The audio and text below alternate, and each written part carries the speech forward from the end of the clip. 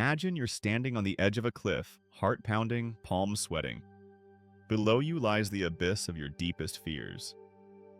Now imagine you had the mental toolkit of one of history's most powerful leaders. A man who commanded legions, ruled an empire, yet faced his own demons every single day. Today, we're diving into the mind of Marcus Aurelius, the philosopher-emperor, to uncover his revolutionary method for conquering fear. A technique so powerful it helped him navigate plagues, wars, and personal tragedies while remaining unshakably calm. But here's the twist. We're not just talking ancient philosophy, we're exploring how Aurelius's method aligns with cutting-edge neuroscience and could theoretically work in scenarios straight out of science fiction. By the end of this video, you'll have a battle-tested framework for turning fear from your greatest enemy into your most valuable teacher. Chapter 1. Meet Marcus Aurelius, the philosopher-emperor. Picture this: Rome, 161 CE. The most powerful man on earth sits alone in his tent, scribbling notes by candlelight. This isn't some power-hungry tyrant. This is Marcus Aurelius, writing what would become one of history's most profound books on overcoming fear, his Meditations. But here's what makes Aurelius extraordinary. While most emperors were busy conquering lands, he was conquering something far more challenging: his own mind. Aurelius faced the Antonine Plague, which killed millions, Germanic tribes threatening the empire's borders, political conspiracies, personal losses.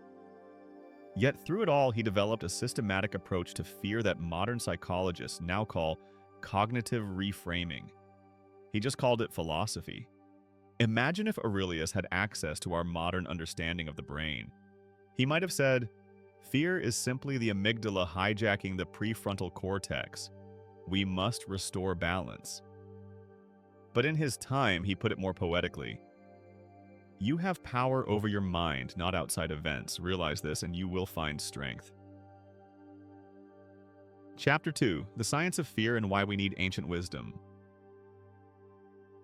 Let's step into a futuristic laboratory for a moment. Imagine we could see fear in real time, watching it light up neural pathways like a Christmas tree. Here's what we'd observe. Fear starts in the amygdala, your brain's ancient alarm system. In milliseconds, it floods your body with stress hormones, preparing you for fight or flight. This system served our ancestors well when facing saber-toothed tigers.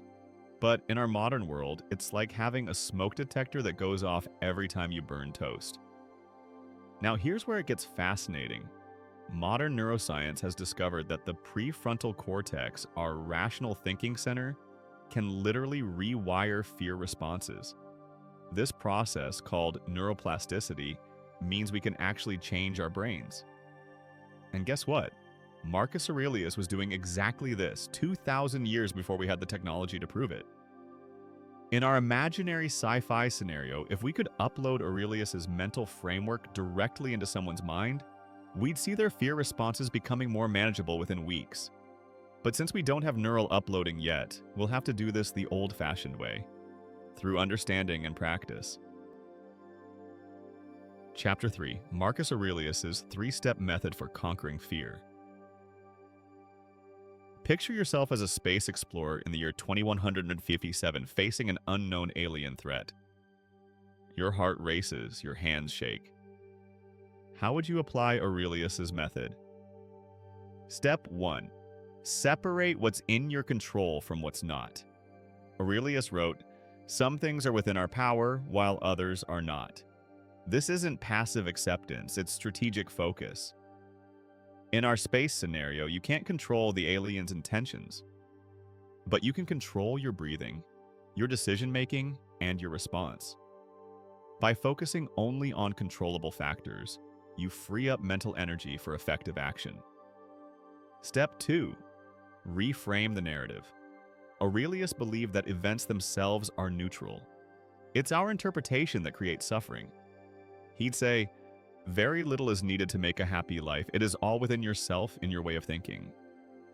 So instead of thinking, "This alien encounter will destroy me," you might think, "This is an opportunity to discover something extraordinary about the universe." This isn't toxic positivity, it's cognitive flexibility, a skill that literally changes brain structure over time. Step 3. Zoom out to cosmic perspective. Aurelius often contemplated the vastness of time and space. He wrote, "Remember that in a little while you and everyone you know will be dead, and soon after that, even your name will be forgotten." This might sound morbid until you realize its profound psychological effect. When you view your current fear from the perspective of cosmic time, it loses much of its power over you. Our space explorer might think, in the grand scheme of galactic history, this moment is just one tiny point of light. Whether I succeed or fail, the universe continues its magnificent dance. Chapter 4. Applying the method in real situations. Let's bring this down to earth with a scenario we can all relate to. You're about to give a presentation to your biggest client. Your fear is screaming, "You're going to embarrass yourself." Time to channel your inner philosopher emperor. Step 1. Control separation. You can't control whether they like your ideas, but you can control your preparation, your breathing, and your delivery. Focus there. Step 2. Reframe the narrative. Instead of "this presentation will make or break my career," try "this is a chance to share valuable insights and learn from their feedback." Notice how this reframe activates curiosity instead of fear. You've literally changed your brain chemistry with a thought. Step 3. Cosmic perspective. In 5 years, will this presentation matter? In 100 years, will anyone remember it? You're participating in the ongoing human story of sharing ideas and creating value. Here's where modern science gets exciting.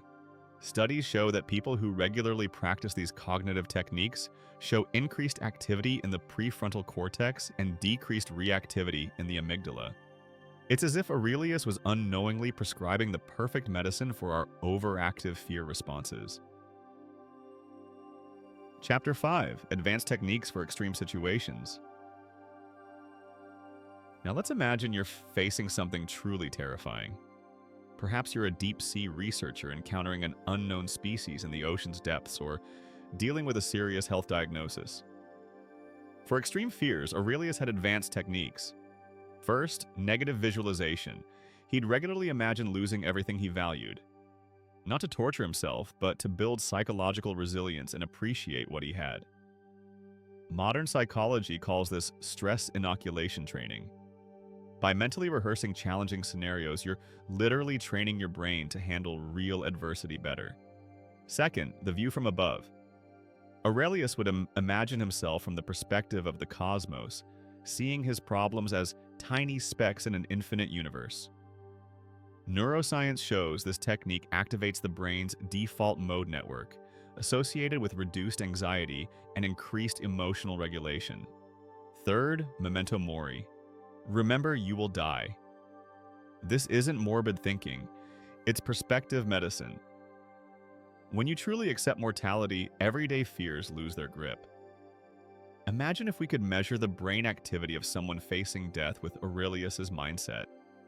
We'd likely see unusual calm in regions typically flooded with stress hormones. Chapter 6. Building your daily fear-conquering practice. Here's your practical roadmap for implementing Aurelius's method, designed like a training program for mental astronauts preparing for unknown challenges. Morning reflection. Start each day by writing down your fears and applying the 3-step method. What can you control? How can you reframe? What's the cosmic perspective? This 5-minute practice literally rewires your brain over time. You're creating new neural pathways that favor rational response over reactive fear. Evening review. Before bed, examine moments when fear arose during the day. How did you handle it? What would Aurelius have done differently? This isn't self-criticism, it's data collection for optimizing your mental performance. Weekly challenges. Deliberately expose yourself to small, manageable fears. Public speaking, cold calls, trying new activities. Think of these as training simulations for bigger challenges.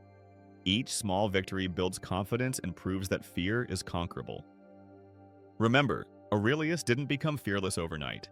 He spent decades refining his approach while running an empire, fighting wars, and dealing with plagues.